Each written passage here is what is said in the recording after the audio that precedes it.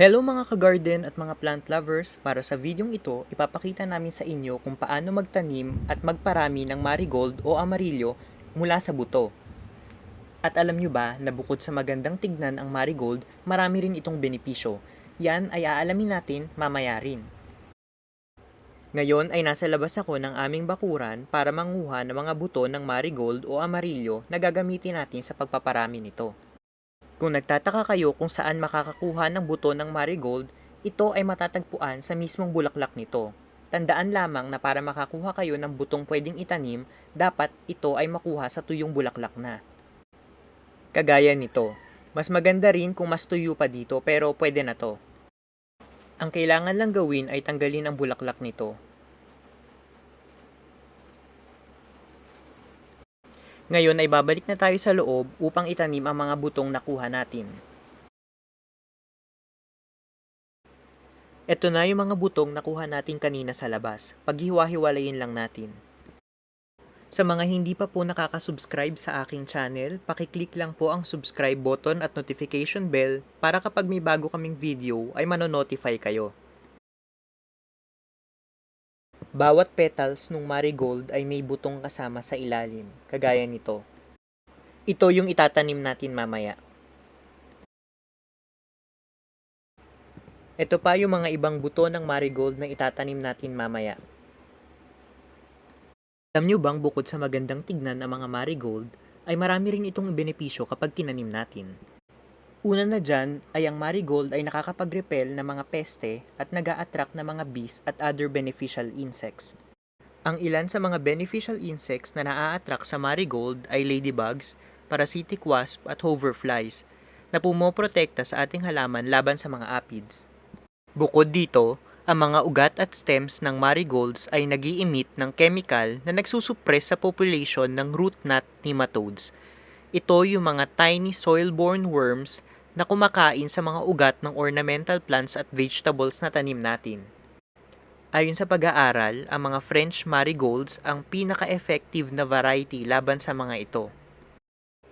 Dahil sa mga benepisyong nabanggit, kaya ginagamit din ang marigold bilang companion planting o itinatabi ito sa mga tanim nating vegetables at mga iba pang gulay para makatulong sa pag-repel ng mga mapaminsalang insekto. Ngayon ay kumukuha lamang ako ng lupa na gagamitin natin sa pagtatanim ng mga marigold. Pagdating sa pag-aalaga ay hindi naman masela ng marigold. Kahit buong maghapon itong nakabilad sa araw ay okay lang. Mabilis lang rin siyang lumaki at lumago.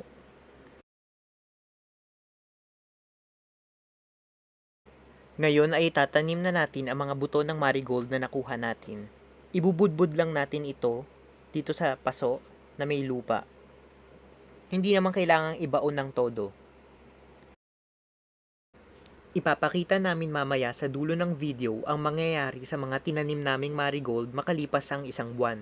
Kaya tapusin ang video para makita kung talaga bang lumago at tumubo itong mga tinanim natin ngayon.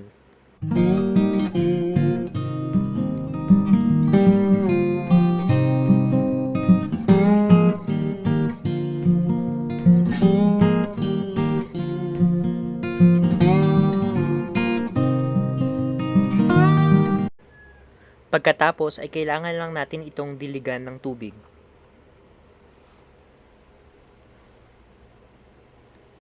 Mamaya ay ipapakita ko sa inyo ang pagtubo nito dun sa mga una ko nang nagawa. Kaya abangan nyo ito sa bandang dulo ng video.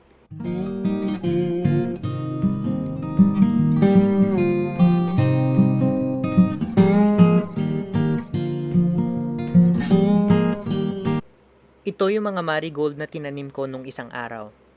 Kung makikita nyo ay may mga nakatubo na ito. Ayan no. Ang galing yan doon sa mga buto kagaya nung tinanim natin kanina.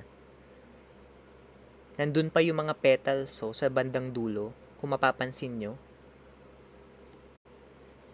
Yung mga malalaking kasama nito ay hindi yan marigold, zinnia yan. Ito lang mga maliliit yung marigold. Sinama ko lang yung zinnia dun sa paso or sa container na pinagtaniman ko. Ita-transfer din natin itong mga marigold na to kapag medyo malaki-laki na. Ito pa yung mga ibang marigold. At ito yan, mga patubo pa lang. Ayan no.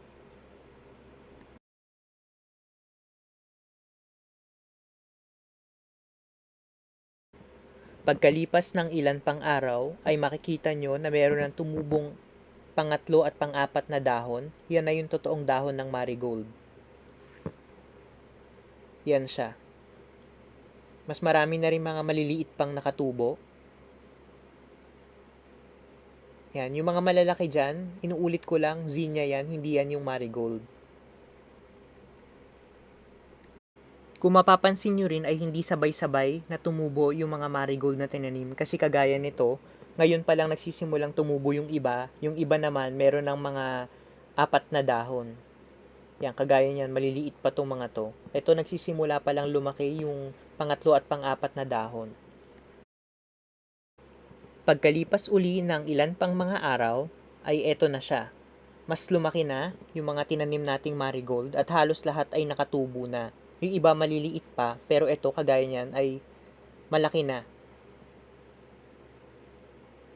Malapit-lapit na nating itong i-transfer sa permanenteng paglalagyan nito. Siguro mga 2 araw na lang or 3 araw, ita-transfer ko na yung mga malalaki na marigold. Iiwan ko lang dito yung mga maliliit pa. Yan, ito. Mga 2 to 3 days, pwede na yung i-transfer sa lupa mismo. Makalipas ang 1 buwan ay eto na ang mga marigold na tinanim natin. Sobrang lagunan niya at ang dami na ring mga bulaklak. Katabi niya yung mga zinnia na tinanim din namin.